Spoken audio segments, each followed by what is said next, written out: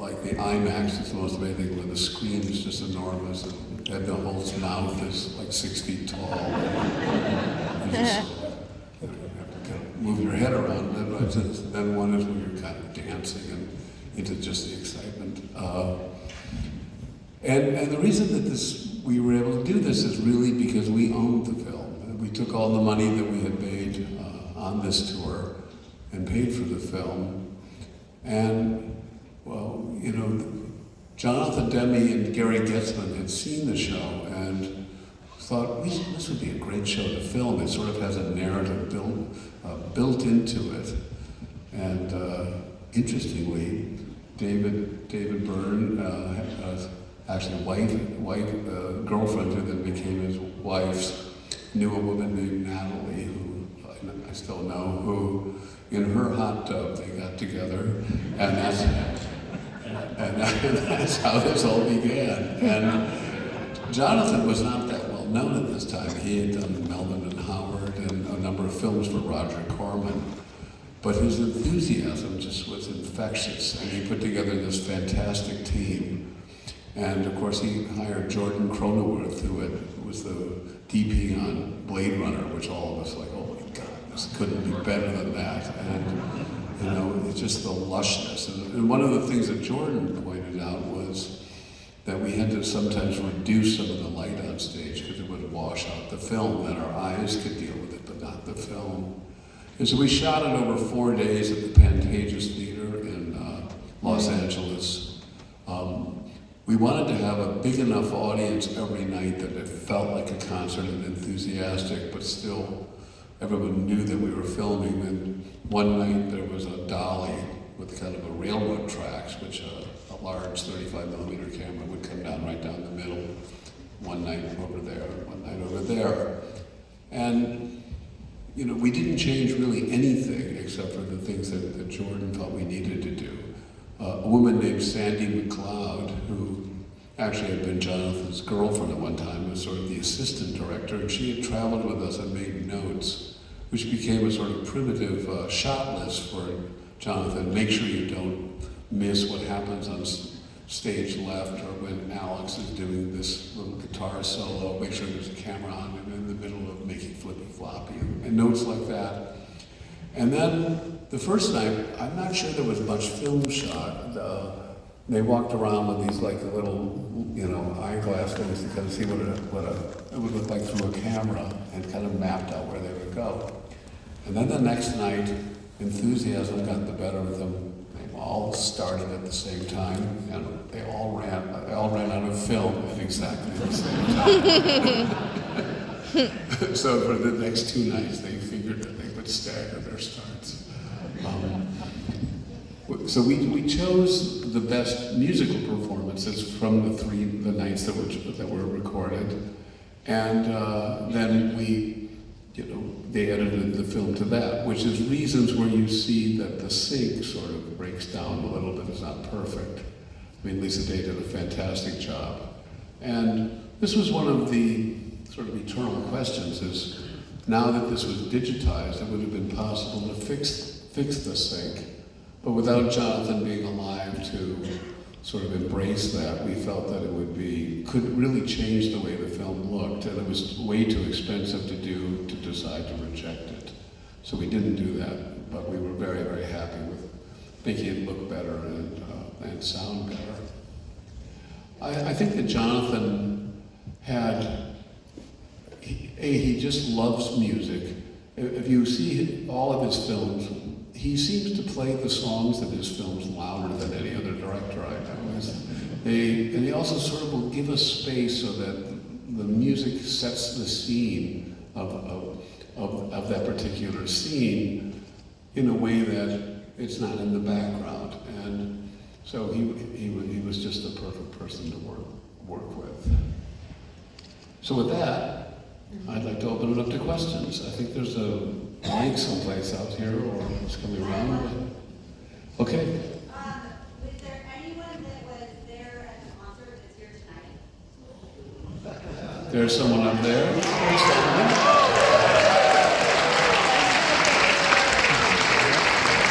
Well, a double welcome then. Well, let's ask a question for you, or a comment. I've thought all day, last night for questions. I can't speak anything, but I've got to say, like somebody else did, but you guys are so personal to us. Yeah. And mean so much beyond the music, which is phenomenal. And I feel like I couldn't be the same person today. Wow. If I didn't have you guys going. Here, here. Well, thank you very much. What a beautiful Here, here. thing. That's it, yep. And here's the mic, so I guess raise your hand or somebody.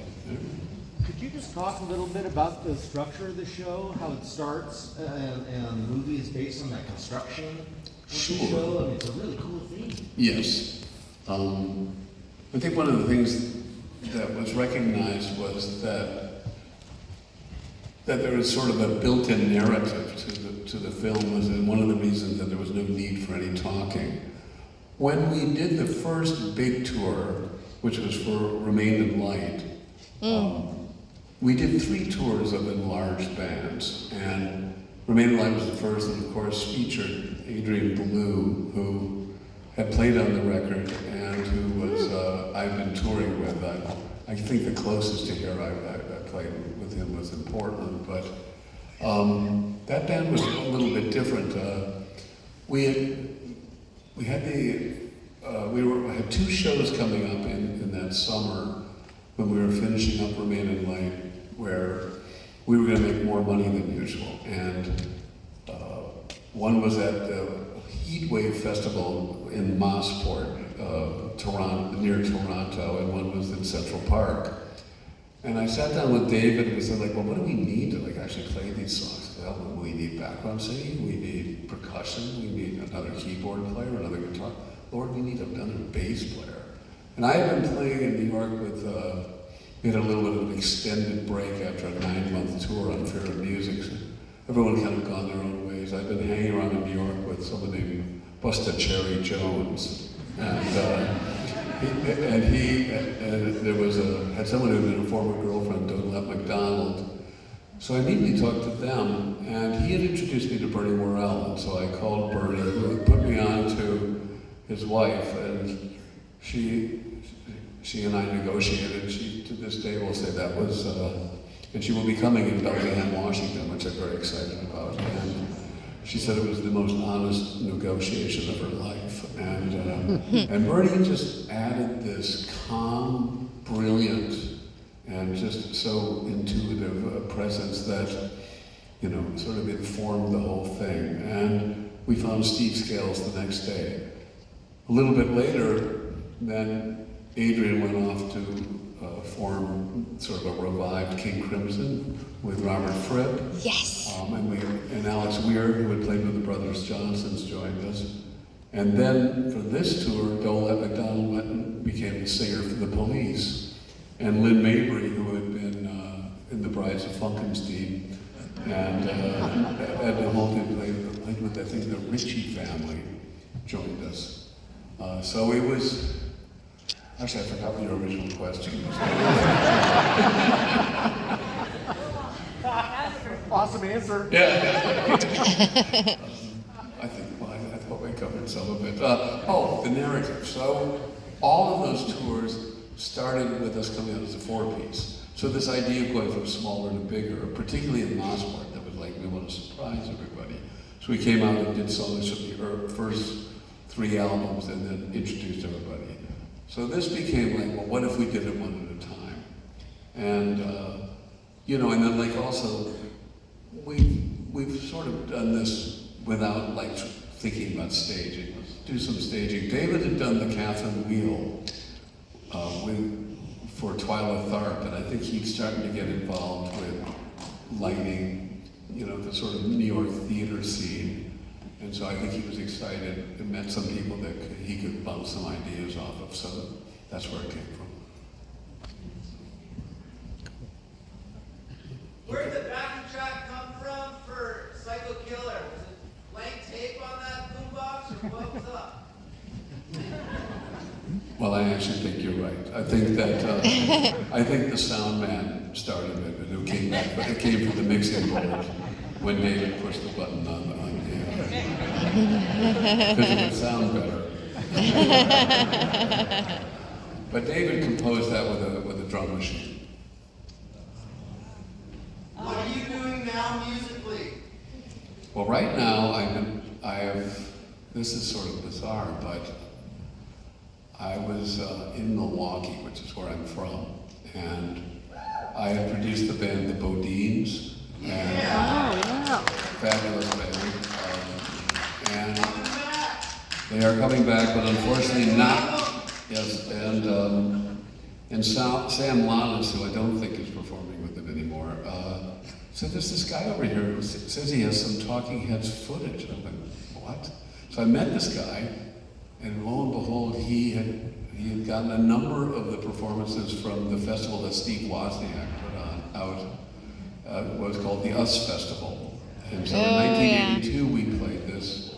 The day we played, it was the Police, Talking Heads, Ramones, the B-52s, and about Remember that? 4 other bands, I think English Beat, and it was 3 days and then 4 days the next year. And if you look at the roster, it's like 60 of the greatest bands in the world. It's the last performance where Mick Jones was in The Clash, for instance. And so anyway, we played this, and so I negotiated with them and I bought it from them. And so I have been restoring that. I've already mixed it in surround sound, and I've been upgrading. It was 4 cameras of video, so there are new tools that can really make that look better. And so I've been working on it. So maybe next year I'll be back with that one.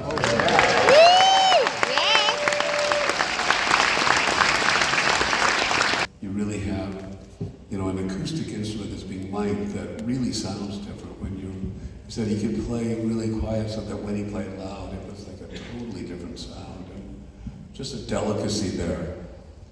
A lot of it is by osmosis, just being right next to him. It was kind of intimidating to begin with, but he was always such a gentleman. He would always go, there's just something special about what you do, and it's not what I do, so you go ahead and do that, and I'll do what I do. And we became fast friends. There was, near the end of his life, he would come around to Mill Valley, which is where I live, and he had played Yoshi's, which is a jazz club in San Francisco, and his entire band slept at my wife and my house, and they were going to San Diego next, and I went, well, what's after that? And they go, Denver, but we have 5 days off. I said, well, why don't you come back here? And so I called up the people who were booking the Sweetwater, which is sort of this club in Mill Valley, and I said, is there any way we could just have a concert on Monday? And they go, well, I guess we could cancel open mic, sure. That's where we got drunk. And they said, well, we can't charge too much, and so we'll give him the door and we'll make the bar. Oh my And gosh. there was something really special about it. Everybody said it was the best concert of the year, and some really great people played there. I mean, the late, great Bob Weir, he was a co-owner of this club, and would sit in with people all the time there. And he was a good friend, but I think that there's something, concerts have gotten very expensive, and, you might say, I'm gonna go see Taylor Swift in August, not now. And that might be, we would build up your excitement, stuff like that, but there's something so great when it's spontaneous, like, God, I had no idea on Friday what I was gonna even do on Monday, and now I'm here in this great thing. And there's just something when it happens fast, and it was sold out, and it was a wonderful show. I miss him very much, so. What age were you when you stopped playing music? How old were you? When I I think the question was, how old was I when I started music? 4th grade. However, I guess, what are you? 10. That's when I started taking piano lessons. My father had actually been a jazz musician in college, and my grandmother had played ragtime piano, so there was, but it wasn't like they were playing around the house all the time. My father had played woodwinds, and he had not kept up his embouchure, and I didn't even know if he had one. And I never thought it sort of brings up an issue. I never thought I was going to be a professional musician. I was a good student. I went to Harvard. I sold all of my instruments. And then I got to college, and this friend of mine, Ernie Brooks, started a band. And I went and listened to them. I went, well, I'm as good as these guys. and so I went back to Milwaukee, and the Fender dealership, for any of you who don't know, Leo Fender was sort of after Les Paul, maybe the most important person in the development of the electric guitar.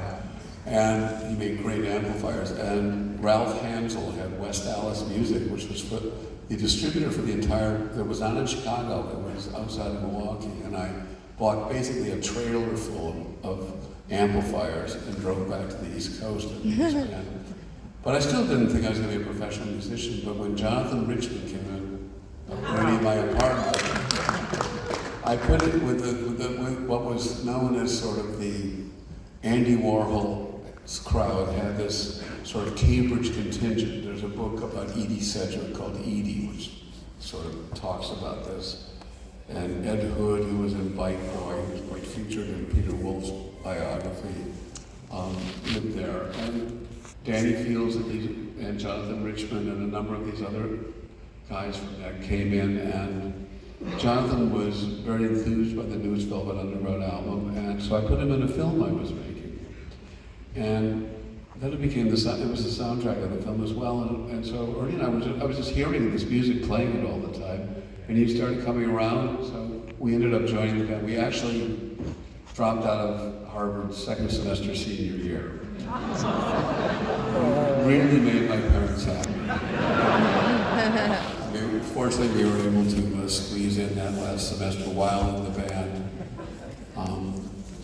But when I started playing with Jonathan, I realized that what he was doing and what I did, I knew how much better I made his music, and I knew that we were making music that was not unlike anything else in the rest of the world. I've always thought that Modern Lovers are like the precursor to punk music, because it's like it's established this idea. This is the time of when music sort of after this, amazing music that was made with lots of bands. We'll talk about the Beatles and the Stones and their competition with Sgt. Pepper, and these getting more and more complicated. You started to suddenly have prog rock come along, and where a solo would very often be 15 minutes long, and the lights and the capes and all this sort of pomp and circumstance, and most of the musicians had gone to the conservatory and were very serious people. And so the Modern Lovers, were sort of coming out of the Stooges and the Velvet Underground were about like, now I have something different to say, and it's going to be short and sweet and right to the point and really in your face. And when the Sex Pistols got together, they used our song Roadrunner as the song that people would audition for them, because everyone had heard this album we did. We made a demo tapes in 1972 that came out in 1976, just as sort of punk was getting going. Actually, English punk largely comes from the Ramones opening for the Flaming Groovies at the Roundhouse in July 4th, 1976. And seeing if those guys could do it, so could we. We're glad you did. Yes. Then there was no stopping us. Yeah. So, can you tell me a story about the first time you ever performed at CBGB's and what that was like? Well, so the question is, what was the first time I played the CBGBs? Well, it was a little bit scary. I had played with the Talking Heads before. I played the Low Red Hat and Ocean Club. I played this party. And I'm not sure that when I finally joined the band in January '77, this had been in the fall. I played down in Rhode Island, and I played in Boston with them. But they were already stars there, so to speak. They had been on the cover of the Village Voice as a trio. So there was a little bit like, I'm going into their home turf. Is the rest of the audience going to accept me, or are they going to miss how spare it was as a trio? But it went very well. But it was, there was a little bit of trepidation about that. So it would have been in the winter of 1977. I have a question about introducing or incorporating Tom Tom Club into that concert as your, part of your new band? I have some confusion about Tom Tom Club pivoting and being part of. Tom Sure. Tom. So, well, one reason for it is David had to change into the big suit.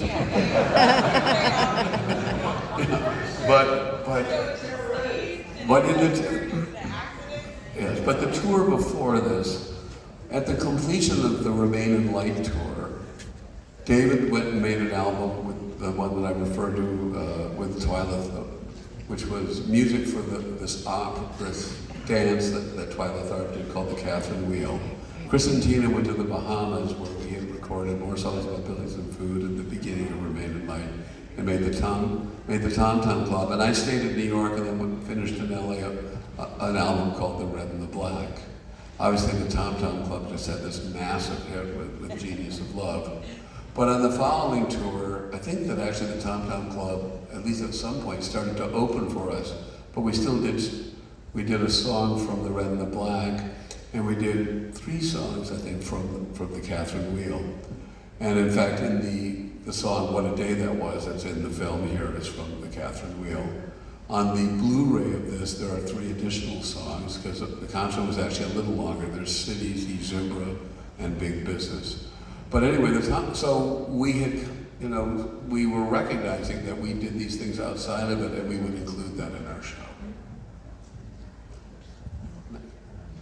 There? Oh, I'm sorry. Yeah, I was wondering, the show, the concert is such high energy. I can't imagine doing that for 4 nights in a row. Did you guys train aerobically, or was there? Yeah. No. Well, it was the time of cocaine, so. But it wasn't like it was available mid-show. I mean, it's not, none of us were like Stevie Nicks, if you've ever heard any of those infamous stories.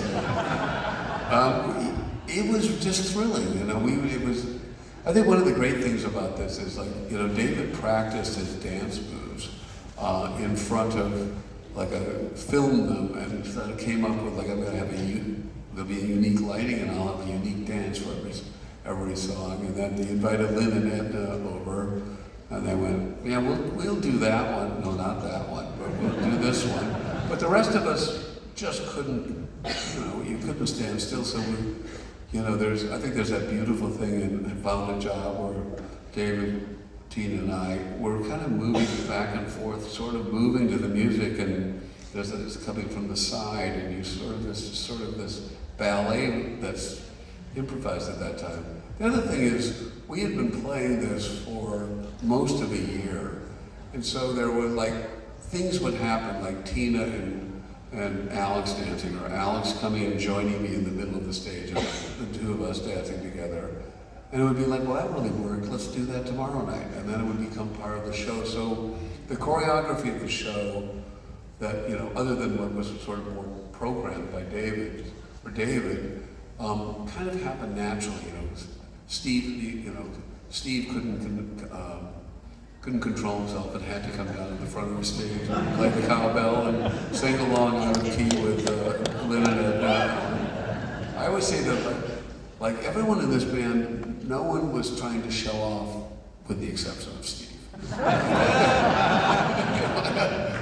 But he's so irrepressible. I give David and Tina and Chris and myself credit that most bands sort of, when they hire other people, very often have them do the more boring parts. And we were very, very happy to sometimes play those more boring parts ourselves and give them some of the more exciting parts. I mean, the restraint that Chris has when he plays drums left all this room for Steve. I'm not going to try and squelch Bernie Worrell when he can do that, but I knew I would have my moments, and I also could take an awful lot of pleasure because I had put this band together in what the whole did. You had a question? Yes? Which of the 4 nights was my favorite? Not the night where it came down in front of me. I didn't get enough sleep that night. We were looking at rushes in the morning, and I stayed up late partying, and then I got up early, and so I was a little more tired. So I think maybe the last night or the first night of Real Fit, like the second night, it was, they were all great. I mean, I said, like 40 years later, it's a little hard to remember. It's all one night. I got one over here. Over here. What is like the most strange, unique band or album you've heard that has had an influence on you as a musician? Well, I think that when the Soft Machines' first album, if any of you know that, which I think is entitled, the Soft Machine were a band that actually were what I was talking about, prog rock. They're really the only prog rock band I really liked. And only in the beginning, they opened for the Jimi Hendrix Experience. And they took the name from a book by William Burroughs. And because they didn't have a guitar in the band, they thought it was a distorted organ, a bass player, and a drummer with this kind of Wayne jazzy vocal, but their music is sort of demonic. I don't know if any of you have ever read the book Damien by Hermann Hesse, but when Abraxas is playing the organ, this is exactly what it reminded me of. So I didn't know anything about them until I went and saw the Jimi Hendrix Experience at that, and I was just completely taken aback by them. So that's the strangest, most weirdest music that it really had a big effect on me. It's also, he was playing an organ and not playing a Hammond organ. He was playing this Lowry organ that had a pitch bender in it, so it was really different. It was difficult to write lyrics to Remain in Light because there's no chord changes. And so we built in chord changes, but still working in this sort of playing as a group and like layering a lot of tracks together. But then it was then like, well, let's do something different. Over to you. Yes. With the album Remain in Light, I am very curious. The song The Overload, how did that That was come actually into sort of a being? jam that took place almost simultaneously. I came up with that kind of big drone, and Brian was playing along with us, and most of it just went down as it was played. It just sounded so ominous. It Yeah, just like it does. It has just a- reverberates through my body. Yeah, it's a wonderful. I mean, you know, it's interesting. When we toured, we never played anything from the second side, and trying to be like that tour, what I've been playing with Adrian, we don't do that either. But I always thought it would be really interesting to start the show with the overload like this thing, just the audio, theater filling with sound. Well, I will say when we were in high school, kind of the group of kids that I was hanging out with didn't know the album, and when they heard that song, they thought we were maybe devil worshippers. So she said that when they were in high school, that when she would play Overload to kids that she was hanging out with, who didn't really maybe know her that well, but certainly didn't know the album, thought that they were devil worshippers. Yeah. Well, I think let's just have a couple more questions, but okay. As a music producer, what would you say your biggest takeaway is from working with Brian? What I said about thinking of the studio as like almost like extensions of like guitar pedals, of just that there were no rules and you could break them all. I mean, when Talking Heads started recording, it was a little bit like if you see pictures of the Beatles at Abbey Road, you'll see that the engineers in the control room are wearing white lab coats. And there really was almost the quality is like, we're the scientists in here capturing the animals out there in that room. And they do these interesting things, but these are two different worlds. Obviously, that broke down and George Martin invited the Beatles into the control room, and so that was, but Eno really took that to an extreme. I mean, you had to really trust Eno, because sometimes this is of course not with digital where you sort of have infinite tracks. This is like you have 16 tracks for the first album and then 24 tracks. You're making a decision as you go. And so you come in and you would have done something to what you played. And I know that there are other people I worked with, and I know particularly Diva, it's like, well, no, I want it to be the way I did it. And they kind of constrained him, whereas we had such an experimental sensibility. It's like, wow, that's great. Or like, well, I guess I like that. But that's the way it went. So anyway, that's what I learned, is that the idea of you thinking of the studio as a compositional tool and something just an extension of what you were playing. I mean, it taught me a lot when I became a producer to be able to deal with then all of the different bands that I was working with and understand. It also was like, he used equipment to sort of plug this into this, into this, into this. So this idea of experimentation, this idea of, really driving the equipment, very far. How much of video and like this project, for example, is part of your identity or the band's identity? How much of a role did that play in your career versus the music itself? What role did the video and take a part of your career? So the question is, what role did video? How important was it? How important is video? Yeah, how important is video? So I would say there's a few things about that. I would say, first of all, we obviously were around at the beginning when MTV came around. And we were one of the only bands, I think, that, because we've all gone to art school, we're pretty comfortable with the idea of making visual statements alongside the music. When we made the album Little Creatures, up until that time, David had made all of our videos. He had made an album. There was a woman named Toni Basil. She did Hey Mickey, You're So Fine, Hey Mickey.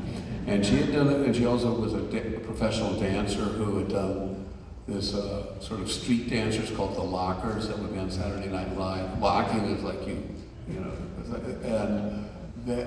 and so she made Cross-Eyed and Painless, then together they made the one for Once in a Lifetime. Then David, with a couple of other professional video directors, made Burning Down the House and This Must Be the Place. And I went to our manager and said, I don't want this to only be David's province. I want all four of us to do this. And so we have to do 4 videos. He goes, well, Warner Brothers will never go for this. And I said, they have to. And we got 3 out of Warner Brothers. We had small budgets of $40,000 each. So we all drew up storyboards and we did 3 videos, and then they decided to release And She Was, which they hadn't thought of that earlier, so we didn't do that. So Jim Blashfield did that. So we had 4 videos. And even though we didn't tour for that album, we had videos. We were on MTV for an entire year, because the minute one started to okay, we've just been on long enough, there was another one. And it would, that was our biggest selling album too. So it was very important. But I think the main thing is that we were really comfortable with it. Let's have one more question. Adrian Belew and Brian Eno, were there any serious conversations, collaboration with Robert Fripp? Robert Fripp played the guitar that comes in the solo, and at the end, that's in a different time signature in the song E Zimbra. But none of the band was there except for Brian. We had finished Fear of Music and were leaving for a tour of Australia and New Zealand, and then going on to play in Europe, so we were going to go around the world. And we were at Atlantic Records assembling really the song order, and I think flying out the next day. And we had never come up with lyrics for this song. And I remember I just said, well, can we just listen to whatever it was called, song 8? And we played it, and everyone just goes, oh God, this has got to be on the record. So David and I flew back from Perth on a 30-hour flight. And we went in, and then Brian came up with the idea of the Dadaist poet Hugo Ball. We recorded that, and then we mastered the record, and then David and I flew on to Pink Pop in Denmark, met Chris and Tina there But meanwhile, in that interim while we were in Australia and New Zealand, Fripp had added that part.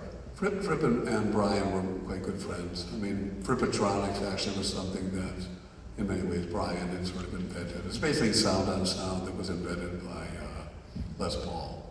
So, and on that, Les Paul to Brian Eno to Robert Fripp. Yeah. To all of you here. So, thank you very much for the wonderful audience. I'm so glad you're here.